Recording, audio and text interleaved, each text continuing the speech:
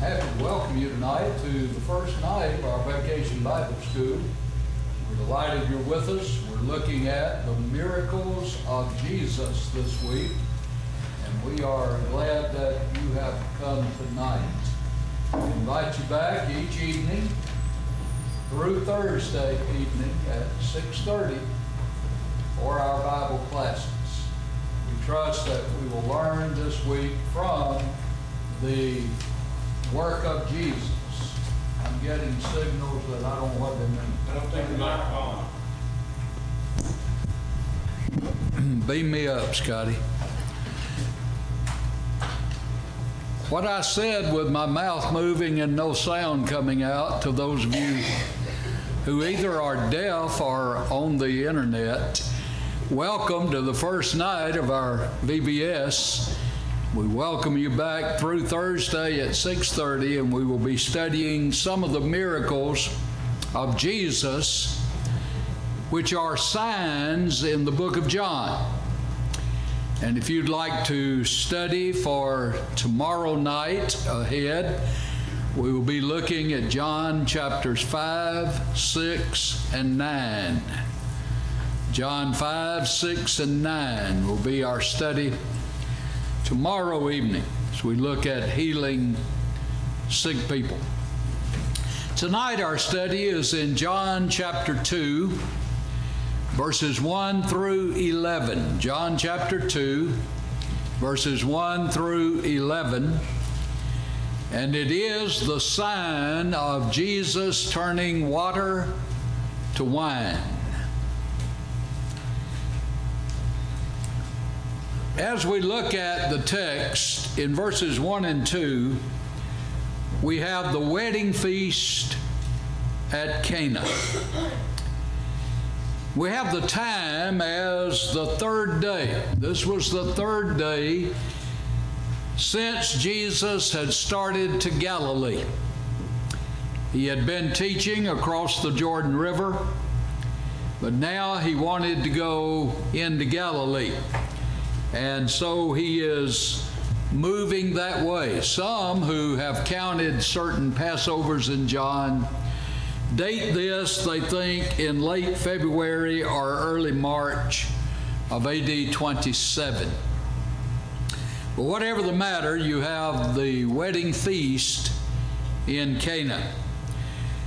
Verse 1 says, "On the third day there was a wedding in Cana of Galilee, and the mother of Jesus was there." The event under consideration here is a marriage. This reminds us of the sanctity of marriage. Hebrews 13 verse 4. Marriage is honorable. And so here you see when Jesus was in his personal ministry, he honored marriage by attending a wedding feast at Cana of Galilee. Now, these wedding feasts are foreign to us. They usually lasted as much as a week. So there had been a period of betrothal. Remember in Matthew chapter 1, Mary and Joseph were betrothed. That's our engagement. They didn't live together during that time. They had not consummated the marriage. The bride lived at her father's house and seldom saw the groom, only on supervised visits. And then after about a year of betrothal, then there came the time of the marriage itself. And there would be what was referred to as the bride's week, which generally involved the wedding feast. So they would go on for usually as much as a week. So a whole different custom from our day and age. A whole different custom of their marriage relationship.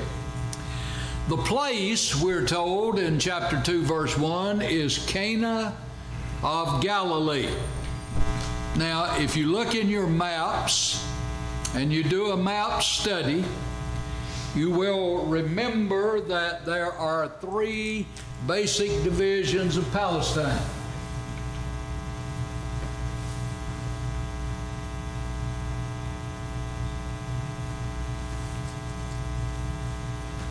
This is the Jordan River.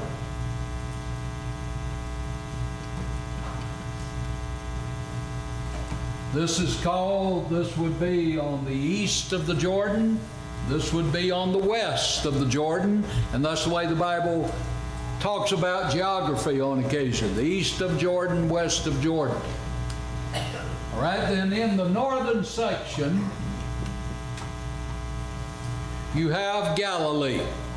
Up around the Sea of Galilee, also known as the Sea of Kinnereth. And so you're in that northern section of Palestine.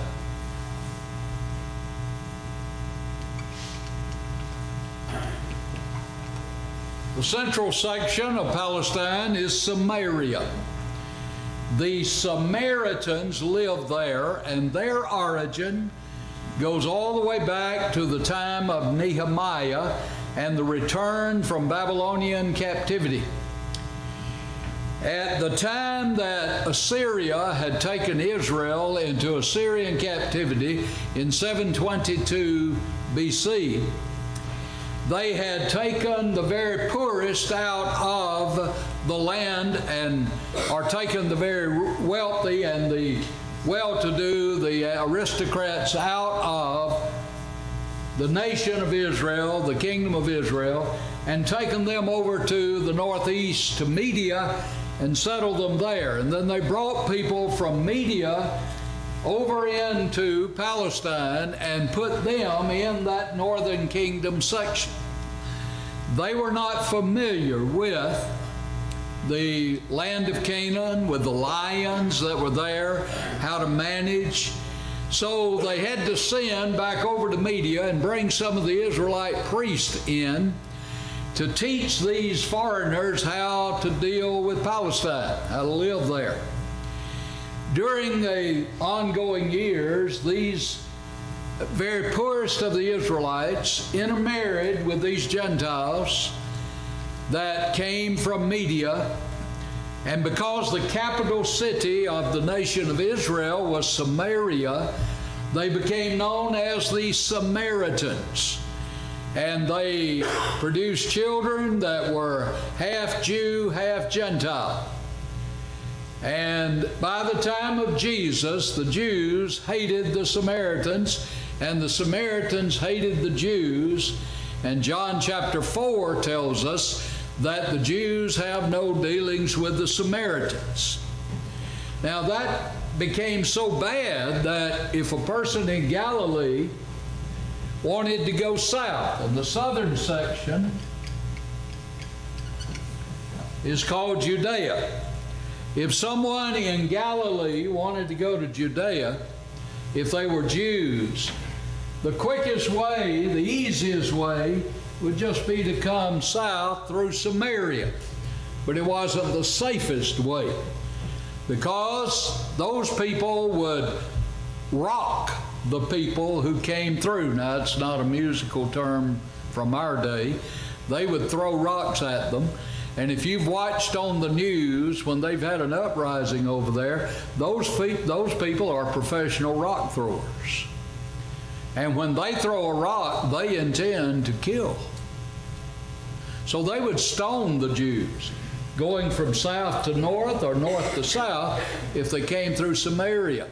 So if you wanted to get to Judea, you would cross over the Jordan River, go over into this Gentile territory known as the 10 cities. It's called Decapolis. Come down this eastern side of the Jordan River and then cross back over. That was the safest route. So we're dealing with these Samaritans. All right, Jesus is wanting to go to this northern section of Palestine, which is Galilee. If you look at John chapter 2 and verse 11, this beginning of signs, John doesn't refer to them as miracles, this beginning of signs Jesus did in Cana of Galilee. All right, Cana. You won't be able to see it with the naked eye, very likely, since many of you have chosen to go into the far country for the class. But if you look at the map itself, you will be able to see that Cana is up in this northern section of Galilee. And you'll see certain cities up in there. If you're looking at a good map in your Bible, then you would be able to see that. And Cana is a city in this northern section up near and around the Sea of Galilee. So this is the setting of this event. It's a marriage, and it is in Cana of Galilee, and it's lasting for about a week. In John chapter 4 and verse 46, Jesus says in John 4 and 46, so Jesus came again to Cana of Galilee, where he had made the water wine. So Jesus leaves, and then later he'll come back to Cana of Galilee, where he had made the water wine. So notice this section. Now, Cana of Galilee is the hometown of Nathanael. If you go back over to chapter 21 and look at verse 2 of John,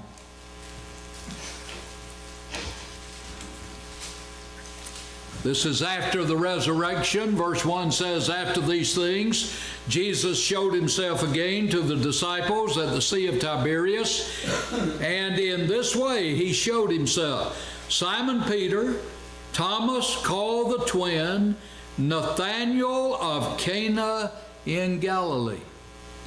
Now, Nathanael had been called in John chapter 1. Philip, who was from the city of Bethsaida, had come to follow Jesus. And in John 1:45, the text says, Philip found Nathanael and said to him, we have found him of whom Moses in the law and also the prophets wrote, Jesus of Nazareth, the son of Joseph. And Nathanael said to him, can anything good come out of Nazareth? Philip said to him, come and see. Jesus saw Nathanael coming toward him and said of him, behold, an Israelite indeed, in whom is no guile or no deceit. Nathanael said to him, how do you know me? Jesus answered and said to him, before Philip called you, when you were under the fig tree, I saw you. Nathanael answered and said to him, Rabbi, you are the Son of God, you are the King of Israel.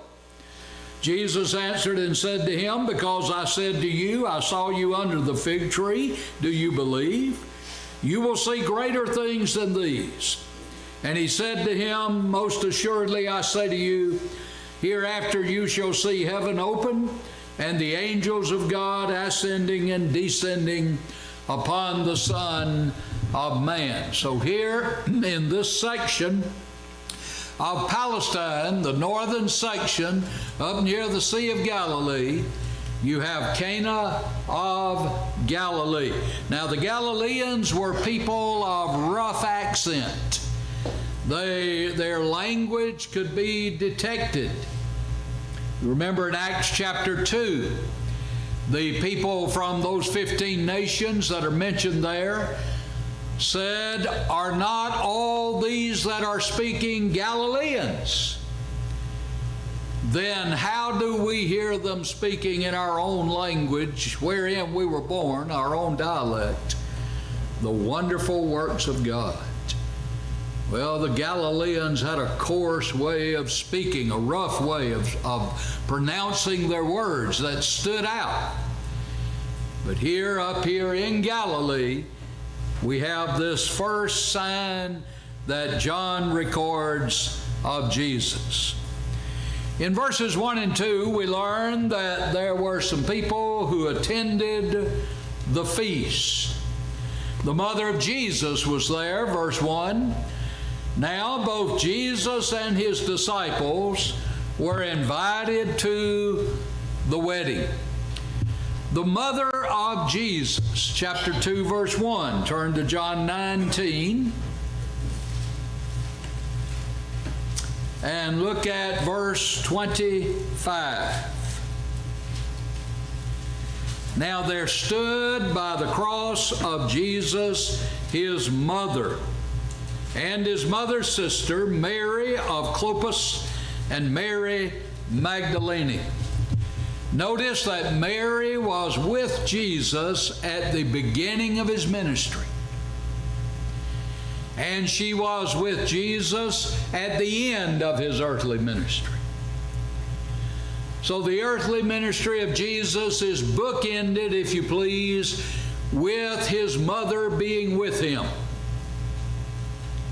And then after his resurrection, his mother is found in Jerusalem with the believers that are gathered prior to the day of Pentecost.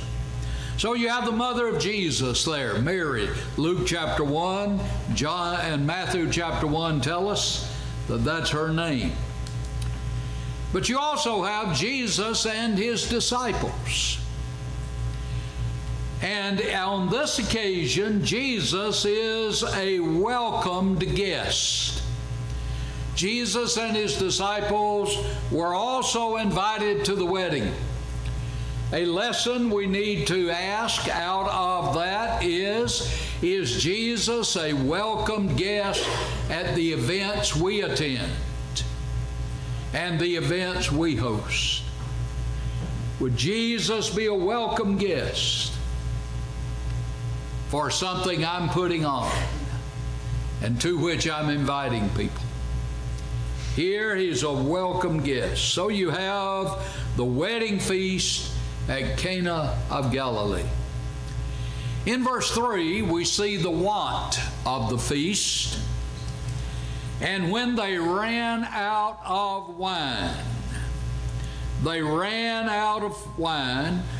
the mother of Jesus said to him, they have no wine. Notice first the feast's requirement. The wine comes from a Greek word oinu, which is translated wine. But the wine in this text is from oinos, which may refer to a fermented beverage, Ephesians 5:18, or it may denote freshly squeezed grape juice.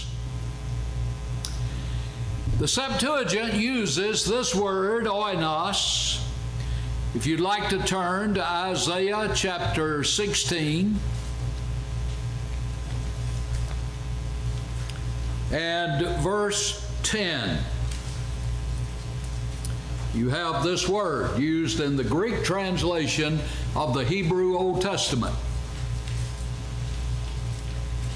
Gladness is taken away, and joy from the plentiful field.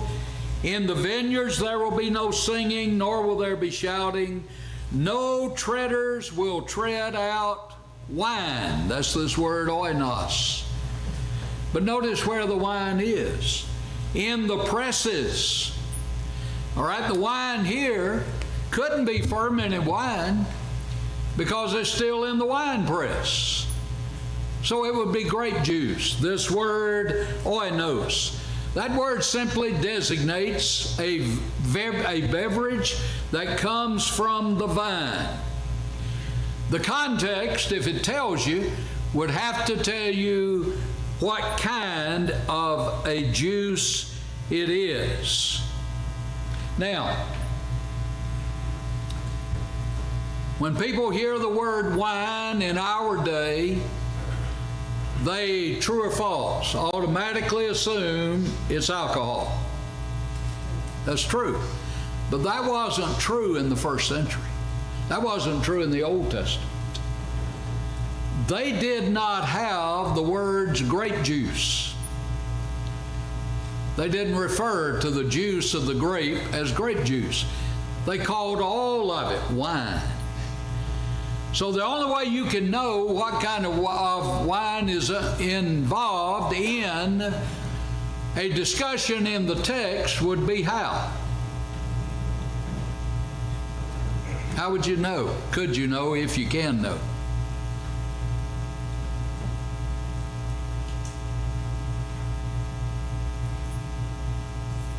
Have to know the origin of the word. Context. I got half right. That counts in horseshoes. Context. Now, there are three contexts in studying the Bible. There's the immediate context, and that's the area in the text where you are, the verses before it and after it, and the setting around it.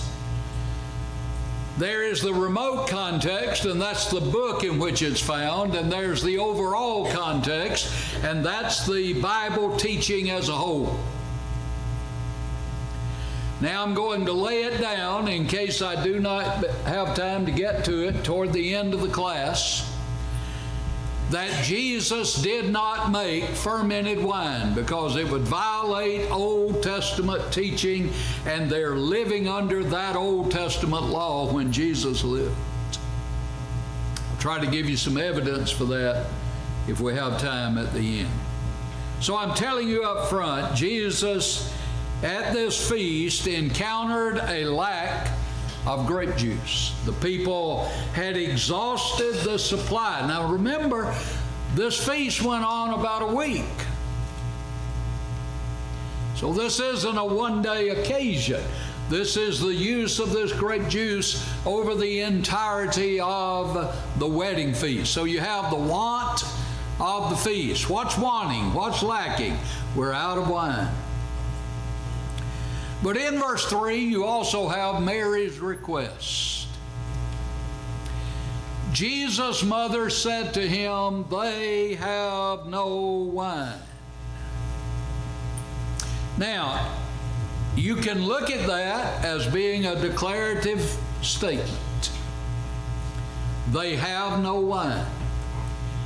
Is that what Mary meant by saying to Jesus, "They have no wine"?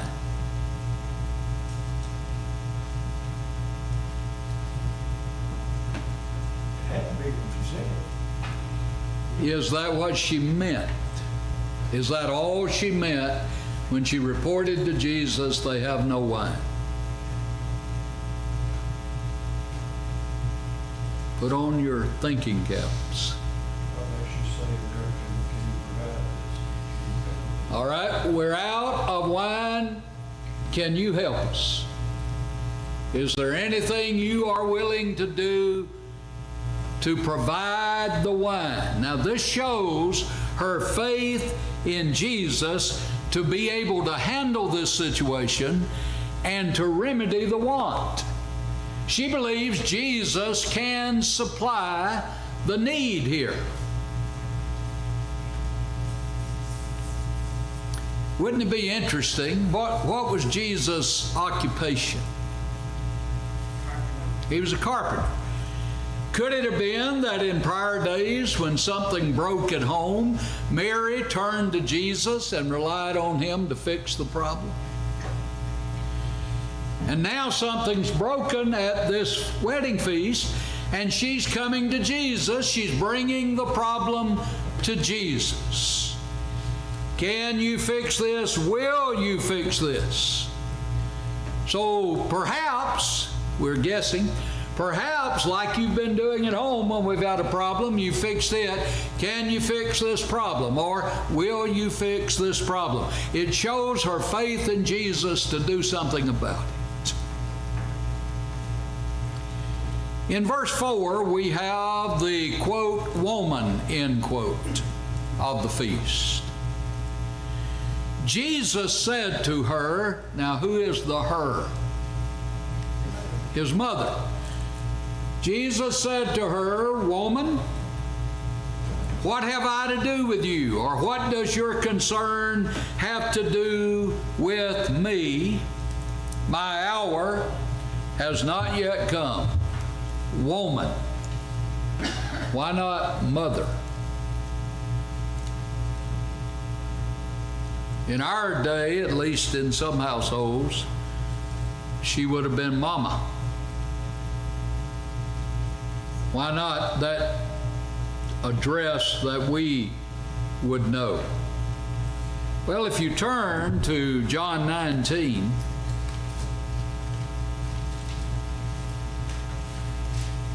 and you look at verse 26, Jesus is on the cross.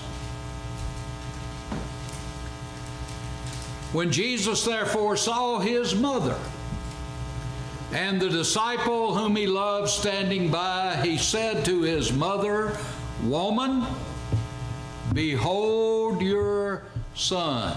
In that day, this was a show of respect. This was not a bad use of the word woman. But there are some lessons that show themselves in this text. This shows that Jesus is saying fleshly descent will not have a bearing on my ministry. Just because you're related to me, that's not going to change my ministry or cause me to change my ministry. If you turn to the 3rd chapter of the book of Mark, Mark chapter 3, beginning verse 31, Then his brothers and his mother came, and standing outside, they sent to him, calling him. And a multitude was sitting around him, and they said to him, Look, your mother and your brothers are outside seeking you. My favorite coordinating conjunction that indicates a contrast. But he answered them, saying, Who is my mother or my brother? And he looked around in a circle at those who sat around him and said, These are my mother and my brothers. For whoever does the will of God is my brother and my sister and my mother. Who are my kinfolks? Those who do the will of God. Jesus is saying in John and in Matthew, Mark, and Luke, the emphasis of my ministry is spiritual, not fleshly. Do you know today flesh, family, influences a lot of people to do good? But family also influences a lot of people to do bad. And some Christians who are trying to be faithful are hindered, sometimes even destroyed, by family members. And we need to ask, are we trying to help our family go to heaven by teaching them the gospel? Or are we hindering our families by not teaching them or even standing in the way of their being obedient and faithful to Christ? This also shows a new relationship between Jesus and Mary. Jesus, at the beginning of his ministry, is moving from being a son to being a Savior. Matthew chapter 1, you shall call his name Jesus, Jesus, for it is he who shall save his people from their sins. Jesus says, now I'm not stressing the fleshly relationship anymore. I'm moving from the relationship to you as son to a relationship to you as Savior. Sometimes we forget Jesus became Mary's Savior, even though he was her son physically. So he's now stressing that spiritual aspect of his ministry. But not only did he say, woman, what does your concern have to do with me? Second, he said, my hour has not yet come. Now here's John 2. We're at the beginning of Jesus' ministry, and he's already talking about his crucifixion.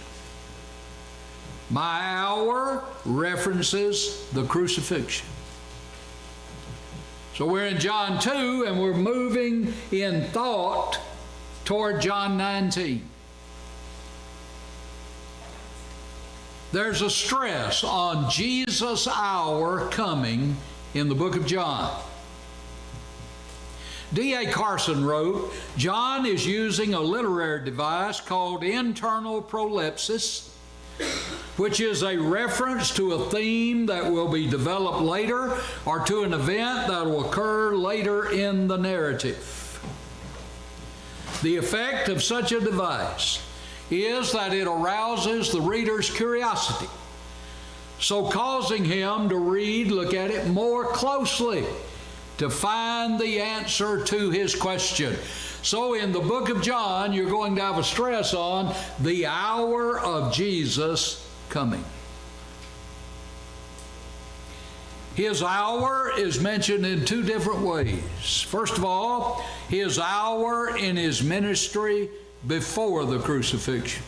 Turn to John 7.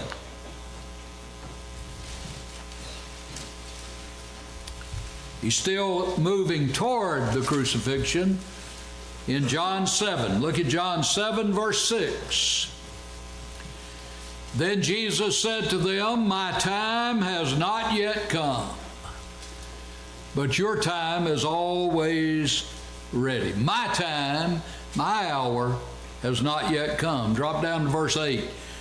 You go up to this feast.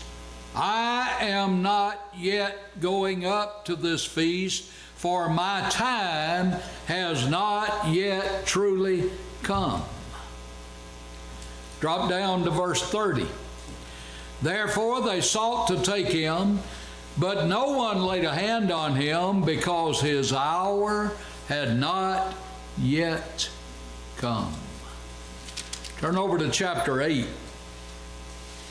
Look at verse 20. These words Jesus spoke in the treasury as he taught in the temple, and no one laid hands on him, for his hour had not yet come.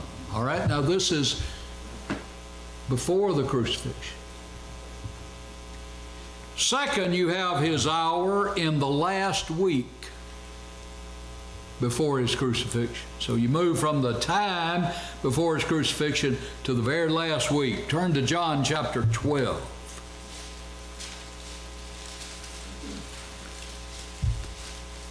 John 12, verse 23. Jesus answered them, saying, the hour, look at it, has come, that the Son of Man should be glorified. Verse 27. Now my soul is troubled, and what shall I say? Father, save me from this hour. But for this purpose I came to this hour. Look at chapter 13, verse 1.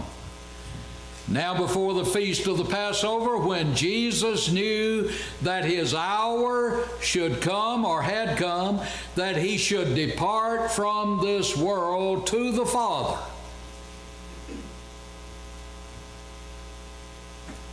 And then go over to chapter 17. And look at verse 1. Jesus spoke these words, lifted up his eyes to heaven, and said, Father, the hour has come. All right, so Jesus says, what does your concern have to do with me now? My hour has not yet come. Now this shows that this miracle of changing water to wine has some connection with his death. This terminology, my hour has not yet come. And he's stressing, I'm not a social worker, I'm a soul saver. I'm beginning a course of life that will lead to my death so that I can be a savior to people. So when we read Jesus turned the water into wine in the marriage feast at Cana of Galilee, Jesus said, I want you to understand that this beginning of these miracles is connected with my death. It's pointing toward the time when my hour will come. Now, we also want to stress here, Jesus is working according to God's timetable. And we've studied from Genesis 15 forward, God has a timetable by which things unfold in the scheme of redemption. So Jesus is on God's timetable.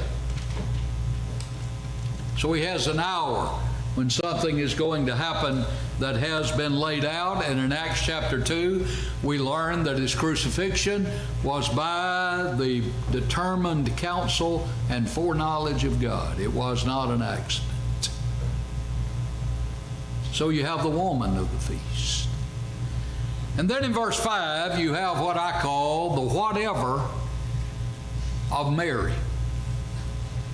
His mother said to the servants, whatever he says to you, do. Now, if you're reading King James, American Standard, you have whatsoever. The same way of saying whatever. Whatever he says to you, do. Mary said to the servants. This is the Greek word diakonoi. Do you see a word in there? Diakonoi.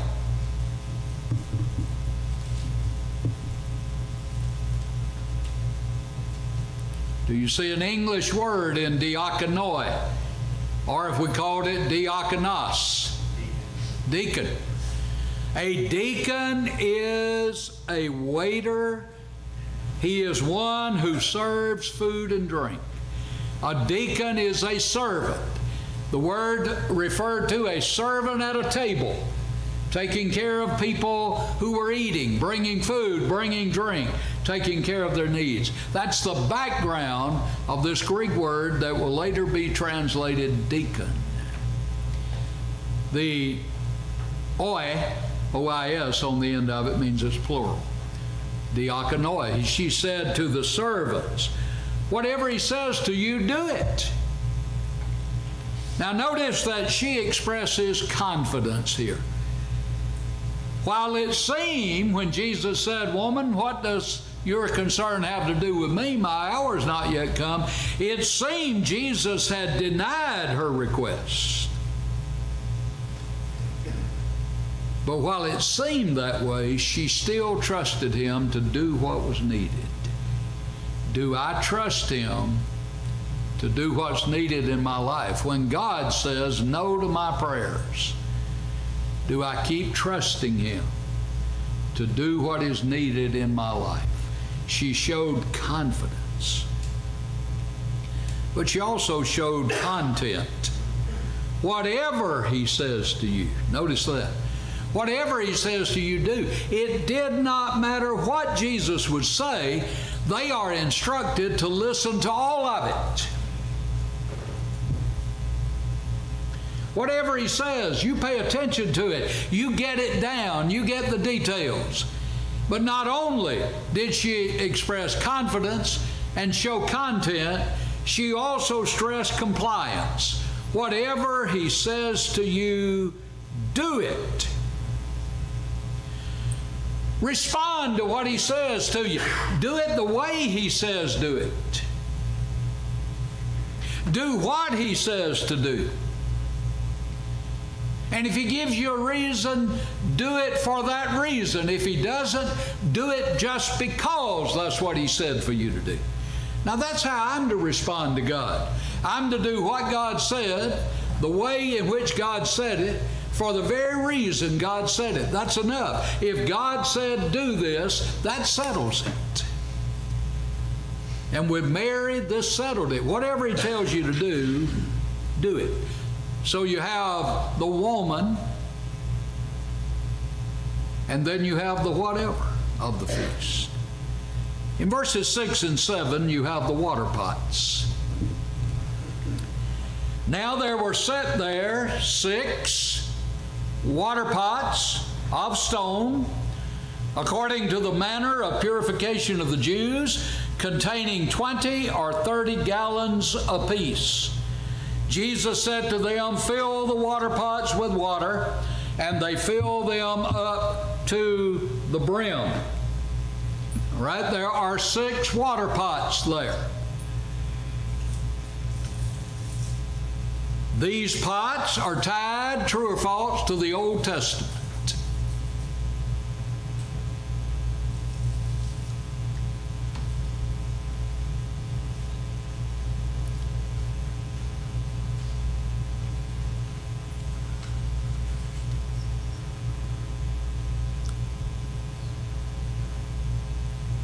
You have a 50% chance of being correct.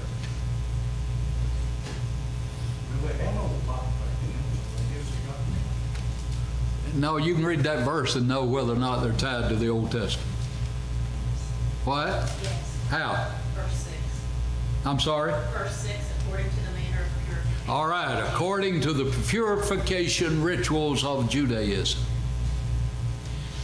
The purification rituals of Judaism are found in the book of Leviticus.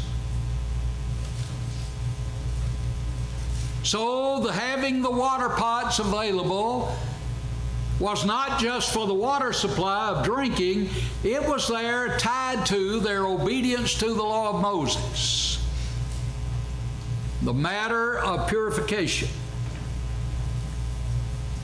Now, true or false? There had been no wine in these pots.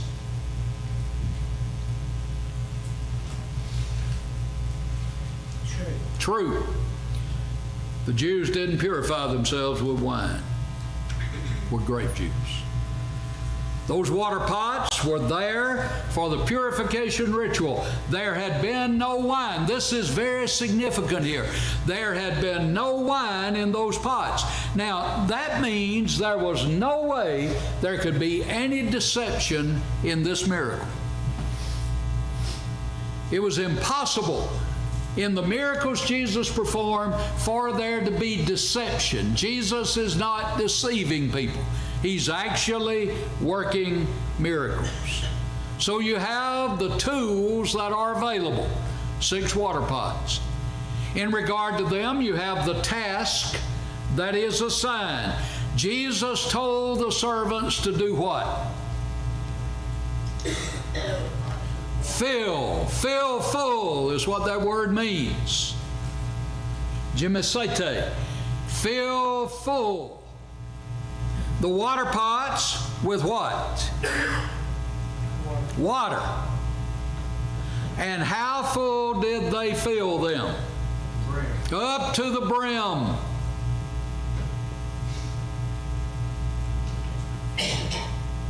Now, the servants could provide what?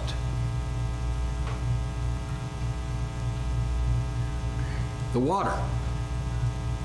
But only Jesus could provide the wine in the pots. The servants could put the water in there, but they couldn't make it wine. Only Jesus. And notice they filled it to the brim. That tells us when Jesus supplies, He gives you abundance. There wasn't a sip, there was to the brim. You couldn't get any more in there. Now, were the pots empty when Jesus told them to fill them up? Yes. And this answers the argument that Jesus mixed water with wine that was already in the pots. The folks who try to make this not a miracle, a natural occurrence, says these pots had some wine in them and Jesus just added water to them. Couldn't be, because the Jews didn't purify with wine. These water pots were there for the purification. That's a significant point in this account. And then in verses 8 to 10, you have the wine Jesus made. Verse 8, you have the sample that was taken. And He said to them, draw some out now, and take it to the master of the feast. All right, draw some out. Now, had the water pots been moved? No. They're right there where they were filled. Everybody who was around watching this knows no trickery had occurred. Those pots were filled with water. Jesus said, draw some out now. Draw a sample of this water that had or would become wine. Now, we do not know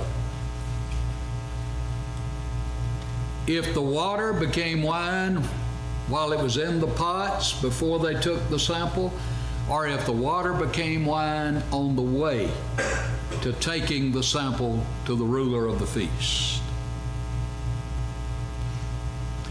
The ruler of the feast was the superintendent of the dining room.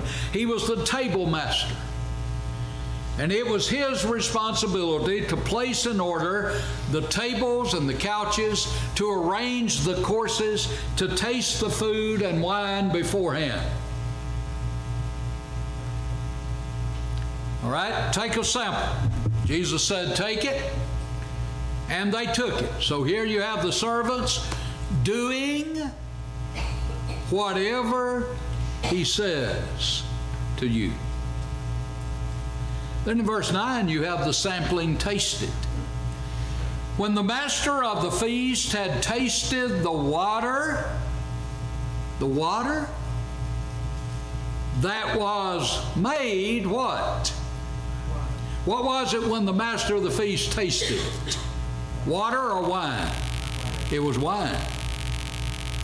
And did not know where it came from, but the servants who had drawn the water knew.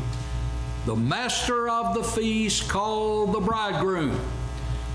All right, he didn't know from where it was. Those servants knew because they put the water in there and they had drawn the water out and they had taken that water.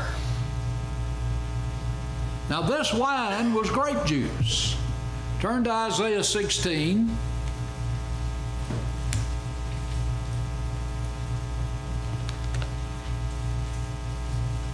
And verse 10, we read this earlier.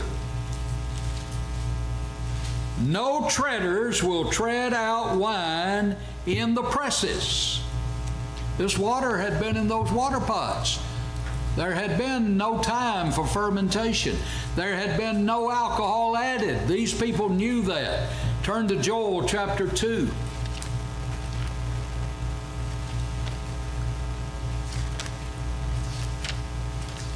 Look at verse 24.